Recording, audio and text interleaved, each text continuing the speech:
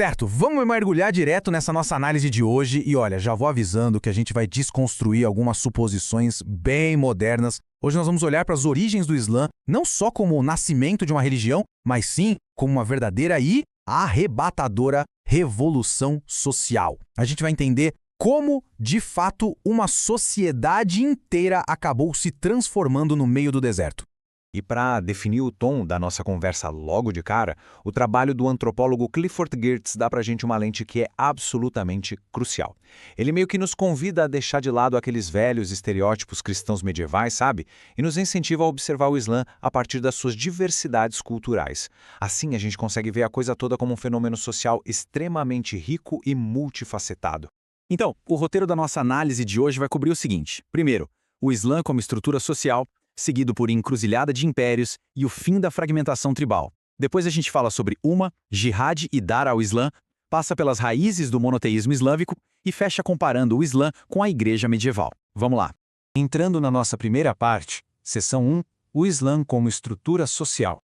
Pensa só numa mudança drástica de paradigma. Antes, a gente tinha uma vida cotidiana bem caótica na região, marcada por uma guerra constante, quase debilitante, entre tribos, além daquele politeísmo ali ao redor da Caaba, e tudo isso acabou sendo substituído por uma tecnologia social totalmente nova. O objetivo principal passou a ser a unidade intertribal e a paz, tudo guiado pela submissão a uma única divindade. É uma virada em tanto, não é? O que nos leva ao nosso próximo ponto, seção 2, encruzilhada de impérios. Historicamente, existe uma tendência de a gente imaginar a região pré-islâmica simplesmente como um deserto isolado no meio do nada.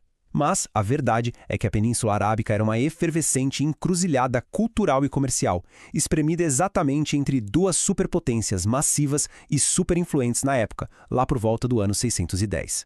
O grande ponto aqui, o que realmente importa, é que as tribos árabes estavam ativamente absorvendo grandes ideias políticas e religiosas dos seus vizinhos. Do Império Persa-Sassânida, eles pegaram a ideia de subordinação divina do zoroastrismo e aquelas visões de mundo baseadas em dualidade, do maniqueísmo. Já do lado do Império Bizantino, rolou o contato com o cristianismo monofisista através de monges, sem falar nos ideais da teocracia imperial. Ou seja, era um caldeirão de ideias fervilhando na mente árabe. Avançando um pouco mais, seção 3, o fim da fragmentação tribal. Bom, Maomé entendia profundamente os códigos tribais árabes e, olha, ele conseguiu adaptar isso de um jeito magistral. Ele rompeu aquele padrão antigo e exaustivo de guerras intertribais, baniu os rituais de sangue envolvendo pessoas e animais e ainda introduziu novas regras para caridade, dieta e oração no dia a dia. Mas a verdadeira sacada de gênio foi redefinir a própria essência, o ethos, daquele povo. Eles saíram de uma cultura focada na bravura bélica para focar na ideia de asloma. Essa palavra é a raiz de muçulmano e significa basicamente a submissão voluntária e disciplinada à vontade de Deus. Agora a gente vai entrar nos termos-chave. Seção 4, jihad e dar ao Islã. Então, o primeiro conceito super importante que a gente precisa resgatar é a Basicamente, a foi a nova cola social da Arábia. Pensa numa unidade intertribal que nunca tinha acontecido antes. Fazer parte dessa congregação libertava os membros daquele fardo sufocante das guerras constantes entre os clãs.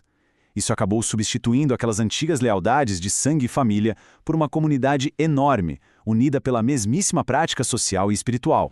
Agora a gente chega num dos termos mais mal compreendidos hoje em dia e que precisa muito ser resgatado para o seu contexto medieval original no Alcorão. A jihad definitivamente não era um sinônimo de guerra santa para destruir oponentes. Muito pelo contrário. Na verdade, era um esforço espiritual e social coletivo. Fazia parte da jihad acatar rigorosamente as regras de caridade e oração e socialmente lutar para controlar hábitos indesejados entre os seguidores, como aquela velha prática de pilhagem intertribal. Então era muito mais uma luta coletiva pela disciplina interna. E o terceiro conceito é dar ao Islã, que se traduz como a casa do Islã. E essa foi, de fato, a realização geopolítica dessa nova sociedade. Ela funcionava como um guarda-chuva bem amplo.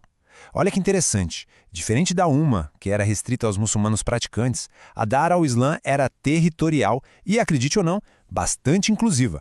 Ela abrigava politicamente outros grupos que viviam por lá, como cristãos e judeus, todos sobre essa mesma esfera de domínio político. Vamos agora para a seção 5, Raízes do monoteísmo islâmico.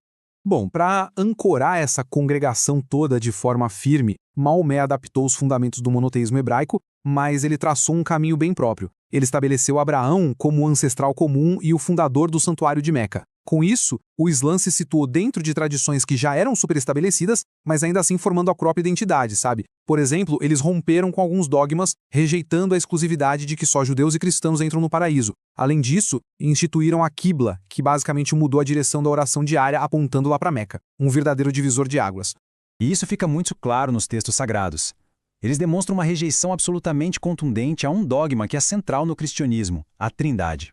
Presta atenção, o Islã não negava Jesus de forma alguma. Pelo contrário, Jesus é referenciado com maior respeito, visto como um mensageiro profético da mesma magnitude de Moisés e Abraão. A questão aqui era a rejeição total da ideia de que Deus pudesse ser dividido ou que pudesse ter um filho. Esse monoteísmo extremamente único e rígido serviu como a fronteira teológica inegociável dessa nova sociedade. O que nos leva perfeitamente à nossa última parte. Seção 6. Islã versus Igreja Medieval. Se a gente for comparar as duas grandes forças, existe um contraste organizacional brutal na época. De um lado, a gente tem a Dar al-Islam, uma congregação de base essencialmente social, focada mesmo na vida em comunidade, não existia uma hierarquia institucional rigorosa ou a necessidade de um clero mediador para fazer parte. Do outro lado, lá no Ocidente, você tinha a Ecclesia Catholique, a igreja medieval. Ela era altamente institucional, estritamente hierárquica e totalmente definida pela filiação sacerdotal. Ou seja, eram abordagens radicalmente distintas. E assim a gente chega ao fim dessa nossa análise. Mas eu quero deixar um pensamento no ar, um verdadeiro suspense histórico. Imagina o seguinte cenário. Aquelas tribos da Arábia que antes viviam fragmentadas e brigando entre si, agora formam uma máquina geopolítica unificada, pacificada internamente e altamente motivada. Com essa força sem precedente, como é que isso não iria alterar o destino do mundo mediterrâneo? Era inevitável que essas duas visões de mundo gigantescas batessem de frente. E esse choque monumental de potências viria a culminar em embates épicos, tipo a famosa Batalha de Poitiers, exatamente um século depois. É absolutamente incrível refletir sobre como uma poderosa reorganização social acabou mudando para sempre a face da Terra, não é mesmo? Pensem nisso. E até a próxima. Certo, vamos...